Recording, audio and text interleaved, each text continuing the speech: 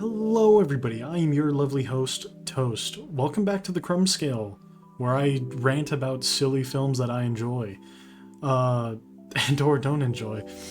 Today's film is going to be The Wild Robot by DreamWorks. Little history behind this movie that people don't realize is this is based off of a book.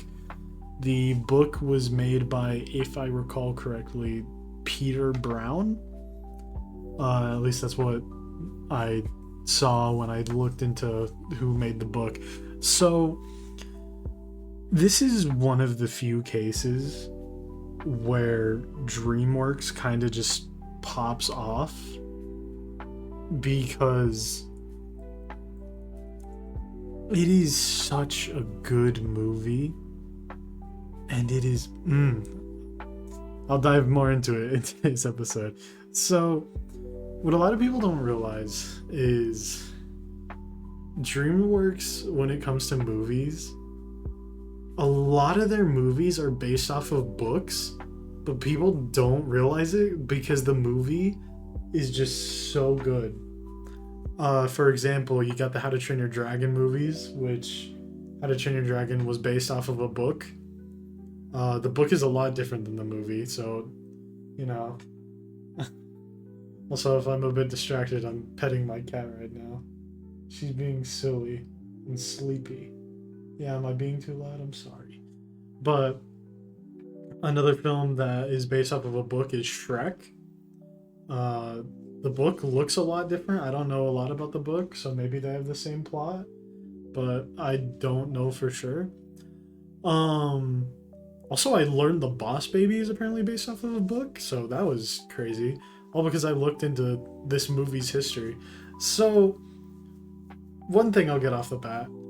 The movie looks better than the book, and looks better is an understatement. This film is beautiful.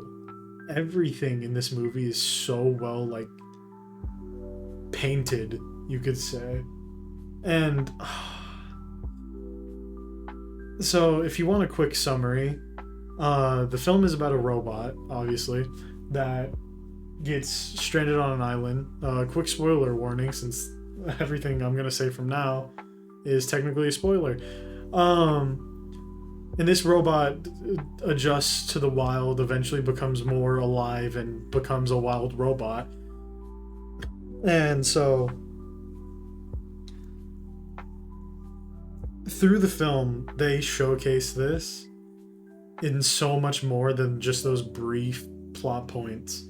Like, for one, the voice of Roz is so good. They are, honestly, they should win an award or something, because their performance in this movie is so good that I didn't even realize it until someone pointed it out. But as the film goes on, when you first meet Roz, they are very robotic. But as the film goes on, they just talk way more human. It is like they are alive, and it is so, so good. And even the actions that the robot does throughout the film, because these robots follow very strict, guidelines and code. She overwrites her code a lot to get tasks done, which eventually turns her into a robot that just has free will.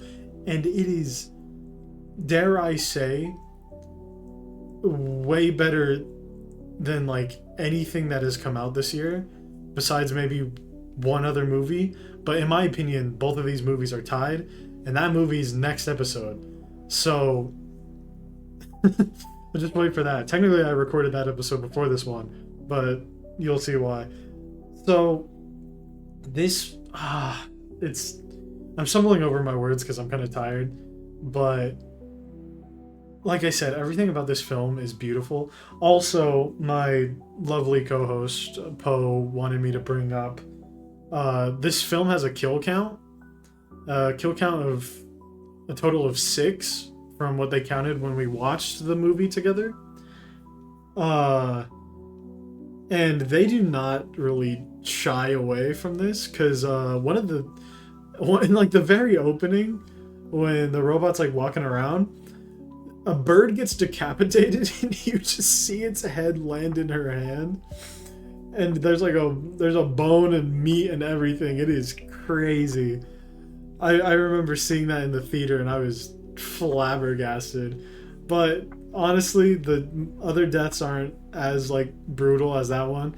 I mean, I think the only other one that was really brutal was the goose that Roz accidentally kills, which is why she ends up raising a like little goose, and that's a primary part of the movie.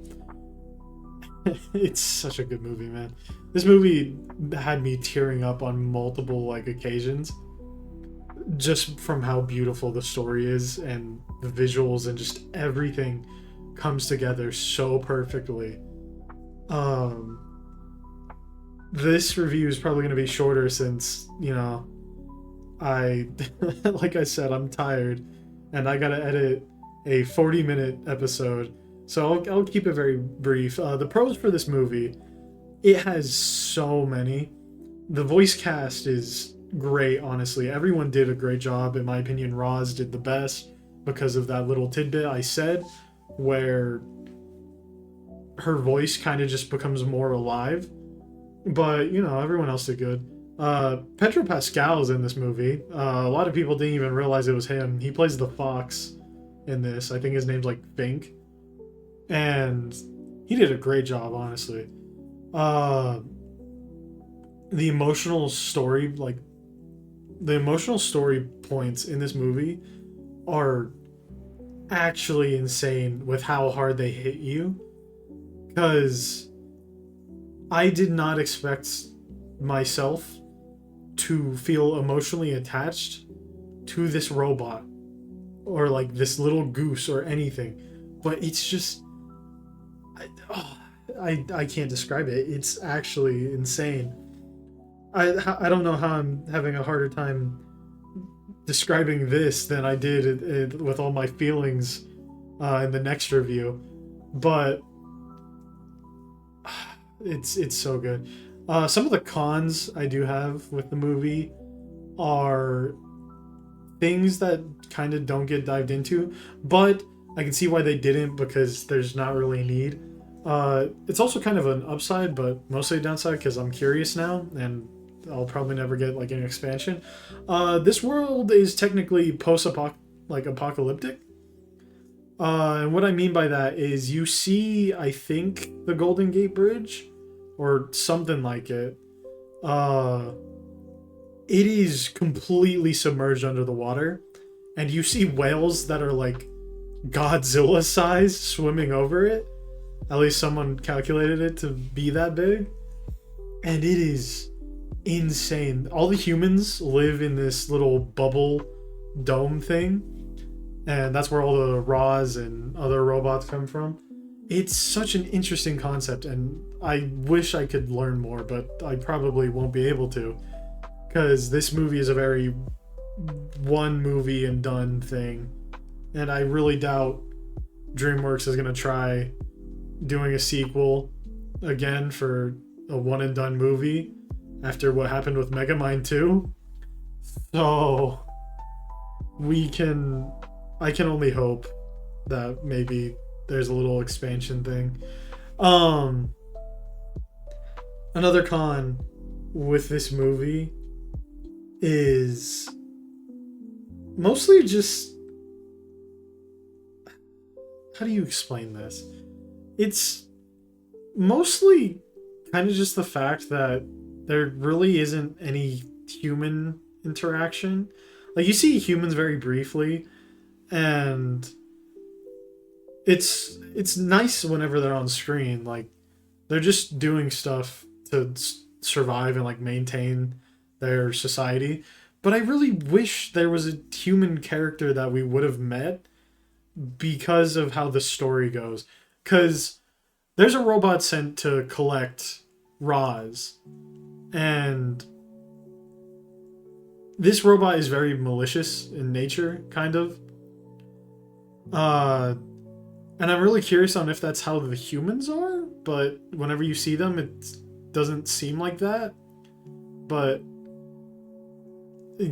with a robot that has this intentions to like burn down an entire island just for one Roz is a little confusing, but it doesn't affect the film overall for me. It's just I'm more confused, and I really wish I could have seen a human interact with everything that was happening, but oh well. Where this film sits on the Crumb scale, just like the next review, which hopefully will will hopefully give you a tip at a hint at what it is. Just like the next review, I'm going to have to give this film a 90 out of 100 because it is just that good. Everything works for this film. You got the beautiful imagery, you got the amazing voice acting, the story is so good, and honestly, I hold this on the same tier as like Shrek or How to Train Your Dragon in terms of films that are so much better than the books that it made me kind of forget that they're based off of books. Like, it is such a beautiful film, and I suggest watching it so much. Is especially like if you watch it alone, you'll still enjoy it, but even when you have like family around, it's still enjoyable for everyone. So yeah, that's where I'm gonna put the score. Will the score change in the future? Probably not. This film was spectacular, and it deserves the 90 out of 100. So yeah, that's all I gotta say about this one. Bye bye.